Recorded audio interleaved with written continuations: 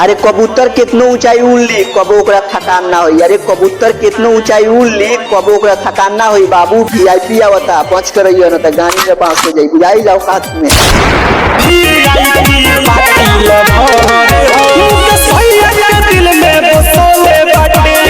अरे चलाई ले हम ना दिखाई ले पूरा लीला। अरे चलाई ले हम ना दिखाई ले पूरा लीला। बाबू जाति के जलबंदी दिन है सारा जाति के गोड़ पर गिराई ले जाई जाओ का।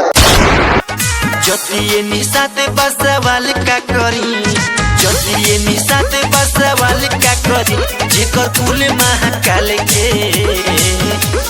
तो का हाल बा भाई लगी हम राम भरोस निषाद शायरी के बासा जौन है आईडी लौकता हमार भाई जेलर निषाद राज भाई के ज्यादा से ज्यादा फॉलो कर लगी ना सपोर्ट कर लगी शेयर कर लगी। जय निषाद। तोरा माई के दामाद चाही बोलू कैसन भाई मिली ना मरद निषाद जैसन।